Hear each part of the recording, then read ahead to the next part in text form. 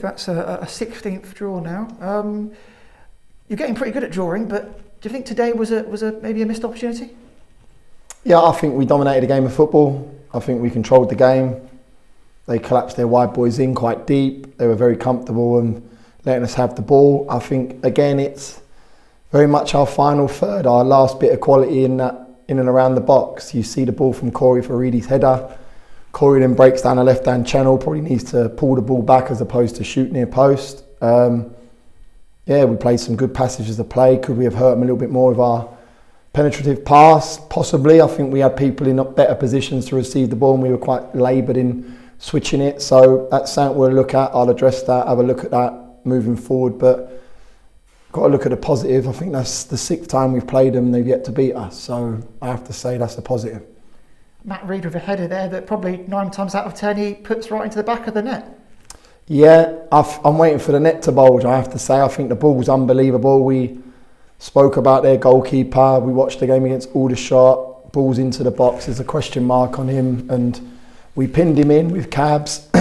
And yeah, like I said, you're waiting for the net to bulge. And unfortunately, that wasn't the case. We had a couple that could have been fizzed across the goal. I think our decision making around the box wasn't good enough. Can I question our work ethic, the way in which we played? No.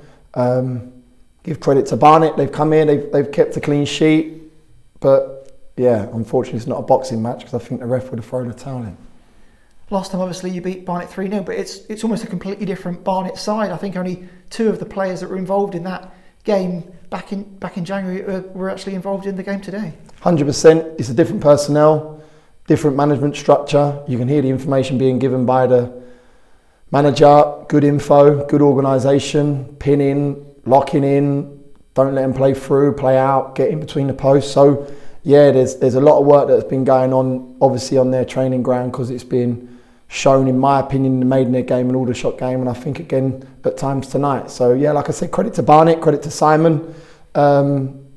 They played 3 games under his tenure and drawn 2-1-1, so the return's a lot better and it's looking up for them as opposed to what it was looking like previously before he come in. So look, I felt they was going to go 3 against us. I spoke to you before the game. I thought they were going to go a little bit more offensive and put 3 up against our back 3 and try and lock us in and pin our wing backs back, and that wasn't the case. And I felt we got the ascendancy after the first 10 minutes of the first half. It got a bit bitty. We got into some good areas, didn't get our shots off, and when we got into areas we didn't hit the target. We don't know how good Aziz is for them in goal, because I don't think we worked him well enough today. And yeah, I can't question it. We had good 2 dynamics in terms of playing through and playing the angle ball into Reedy. I thought the 2 additions of Matt Reed and KP coming in that was nice and fresh added to our play. And yeah, it's just frustrating that it's another draw on the board.